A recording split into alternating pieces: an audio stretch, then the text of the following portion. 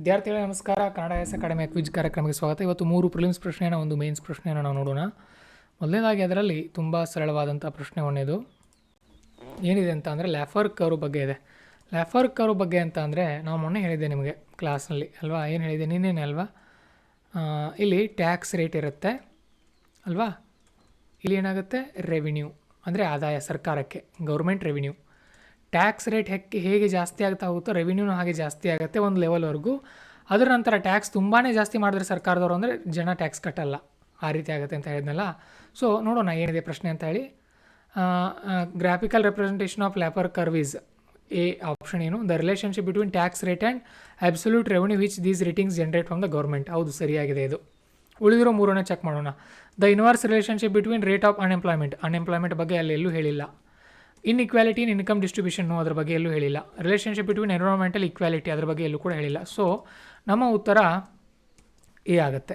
ಲ್ಯಾಫರ್ curve ಯಾವತ್ತು ಹೇಳೋದು tax revenue ಮತ್ತು ಟ್ಯಾಕ್ಸ್ ರೇಟ್ಗಳ ಬಗ್ಗೆ.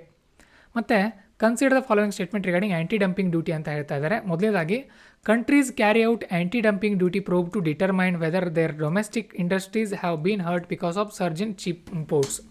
ಆ್ಯಂಟಿ ಡಂಪಿಂಗ್ ಡ್ಯೂಟಿ ಅಂತ ಬರುತ್ತೆ. ಇದ್ರ ಬಗ್ಗೆ ಕ್ಲಾಸಲ್ಲಿ ನಾನು ನಿಮ್ಗೆ ಹೇಳಿದ್ದೀನಿ. ಯಾವ ದೇಶಗಳು ಆ್ಯಂಟಿ ಡಂಪಿಂಗನ್ನು ಮಾಡುತ್ತೆ ಅಂತ ಅಂದರೆ ಚೀನಾದಂಥ ದೇಶಗಳು ಆ ರೀತಿ ಕೆಲಸ ಮಾಡ್ತಾರೆ. ತುಂಬ ಕಡಿಮೆ ಬೆಲೆಗೆ ದುಡ್ಡನ್ನು ಕೊಡುವಂಥ ಕೆಲಸಗಳನ್ನ ಮಾಡ್ತಾರೆ. ಇಲ್ಲೇನಾಗುತ್ತೆ ಅಂತ ಅಂದರೆ ಆ್ಯಂಟಿ ಡಂಪಿಂಗ್ ಡ್ಯೂಟಿಯಲ್ಲಿ ತನಿಖೆಗಳನ್ನ ಕೂಡ ಮಾಡ್ತಾರೆ ಭಾರತ ಸರ್ಕಾರದವರು. ಈಗ ಚೀನಾದವರು ಬಂದು ಇಲ್ಲಿ ತುಂಬ ಕಡಿಮೆ ಬೆಲೆಗೆ ವಸ್ತುಗಳನ್ನ ಮಾಡ್ತಾ ಇದ್ದಾರೆ, ಅದನ್ನು ತನಿಖೆ ಮಾಡ್ತಾರೆ.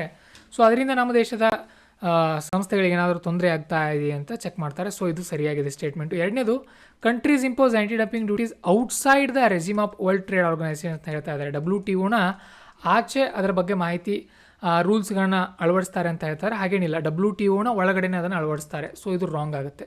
In India DGTR directorate general of trade remedies ಅನ್ನುವಂಥ ಒಬ್ಬರು ಅದ್ರ ಬಗ್ಗೆ ತನಿಖೆ ಮಾಡ್ತಾರೆ, ಇನ್ವೆಸ್ಟಿಗೇಷನ್ ಅಂತ ಹೇಳ್ತಾ ಇದ್ದಾರೆ. ಹೌದು ಅವರೇ, ಬಟ್ ಮಿನಿಸ್ಟ್ರಿ ಆಫ್ ಫೈನಾನ್ಸ್ ಅಂತ ಇಲ್ಲಿ ಕೊಟ್ಟಿದ್ದಾರೆ, ಅದು ರಾಂಗ್ ಆಗುತ್ತೆ.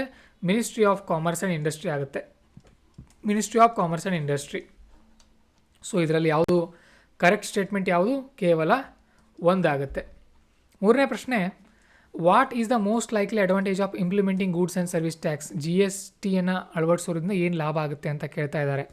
ಸರಿ, GST ಅಳವಡಿಸೋದ್ರಿಂದ ನೋಡೋಣ ಏನಾಗುತ್ತೆ ಅಂತಂದರೆ, it will replace multiple tax collected by multiple authorities in single market India. ಹೌದು, ಬಹಳಷ್ಟು ಟ್ಯಾಕ್ಸ್ಗಳಿದ್ದು. ಮೊದಲು cess, excise tax, custom duty, ಅದು ಇದು ಅಂತ ಭಾಳ ಇದ್ದು, ಈಗ ಜಸ್ಟ್ ಸಿಂಗಲ್ ಆಗಿದೆ. Next, it will drastically reduce the current account deficit. Drastically ಕಡಿಮೆ ಮಾಡುತ್ತೆ ಅಂತ ಹೇಳ್ತಾ ಇದ್ದಾರೆ. ಹಾಗೇನಿಲ್ಲ. ಈ ರೀತಿ ಏನಾದರೂ ಪದಗಳಿದ್ದರೆ ಸ್ವಲ್ಪ ಚೆಕ್ ಮಾಡಬೇಕು. ಆ ರೀತಿ ಸಡನ್ನಾಗಿ ಕರೆಂಟ್ ಅಕೌಂಟ್ ಡೆಫಿಸಿಟ್ ನಮ್ಮದೇನು ಕಮ್ಮಿ ಆಗೋದಿಲ್ಲ. Next, it will ಎನಾರ್ಮಸ್ಲಿ increase the growth size of economy of India. ಭಾರತದ ಆರ್ಥಿಕತೆಯನ್ನು ಬಹಳಷ್ಟು ವೇಗವಾಗಿ ಬೆಳೆಸ್ತೈತೆ ಅಂತ ಹೇಳ್ತಾ ಇದ್ದಾರೆ. ಹಾಗೇನೂ ಇಲ್ಲ. ಸೊ ಇದು 2017ರಲ್ಲಿ ಕೇಳಿರುವಂಥ ಪ್ರಶ್ನೆ, ಸರಿಯಾದ ಉತ್ತರ ಎ ಆಗುತ್ತೆ.